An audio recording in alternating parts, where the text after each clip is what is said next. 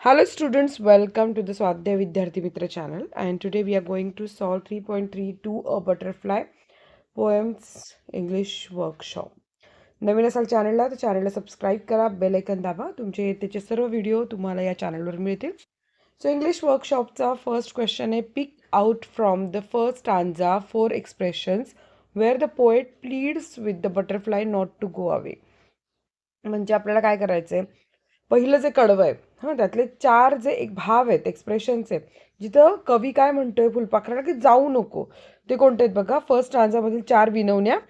Stay near me, do not take thy fly, a little longer stay in sight, float near me, do not here depart. Meaning, याचा अर्थ काय होतो की कवी फुलपाखराला विनंती करतो की तू उडून जाऊ नकोस, थोडा वेळ तरी माझ्याजवळ थांब. सेकंड क्वेश्चन आहे, match the words, lines and their meanings. आता आपल्याला शब्द आहेत, ओळी आहेत आणि त्याचे अर्थ आहेत, त्याच्या जोड्या जुळवायच्या. डू नॉट टेक दाय फ्लाईटचा अर्थ आहे do not fly away. Much converse do I find in thee, याचा अर्थ आहे I want to talk to you about many things. Historian of my infancy म्हणजे reminder of my childhood days. Dead times revive in thee म्हणजे in you I see the time that has gone bye.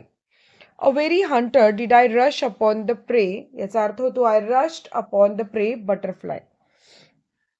Question 3 आहे, say who reminds the poet of his childhood is, याचं उत्तर घ्या. Reminds the poet of his चाइल्डहुडचा अर्थ आहे the butterfly. Is afraid to touch the बटरफ्लायचा अर्थ आहे the poet sister Emmeline. She is like a hunter, उत्तर आहे the poet. D is the poet's sister.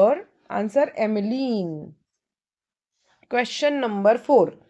Sometimes the normal word order is changed in the lines of a poem to emphasize something or to make the lines sound better.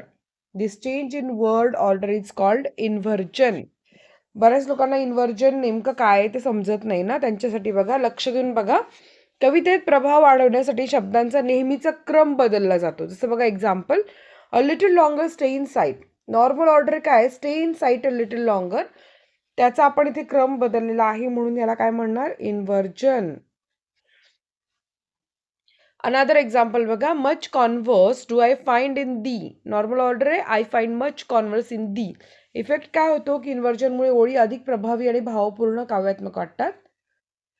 आता इथे rhyme scheme काय, पहिल्या स्टांजाची A A B B C B C C बी.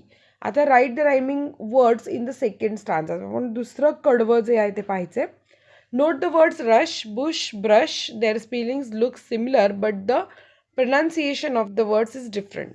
काय होतं, आपल्याला उच्चार सारखे वाटले की आपल्याला वाटतं रायमिंग वर्ड्स आहे, पण त्याचं उच्चारण वेगळं आहे. बघा, स्पेलिंग सारखे वाटत आहेत, हे आय राईम आहे, डोळ्यांना सारखं वाटतं म्हणून आय राईम म्हणणार. आता बघायचं आहे का राईम स्कीम. पहिल्या कडव्याची तर कळली, A B B C B C C B. आणि दुसरं days, blaze, eye butterfly, rush, bush, brush. Eye rhyme आहे हे. आय राईम म्हणजे काय की शब्दांचे स्पेलिंग सारखे दिसतात पण उच्चार वेगळे असतात. रश, बुश आणि ब्रश. सो थँक्यू स्टुडंट्स, तुम्ही हा व्हिडिओ बघितला आणि व्हिडिओ आवडला असेल तर नक्की या व्हिडिओ लाईक करा, चॅनलला सबस्क्राईब करा. धन्यवाद.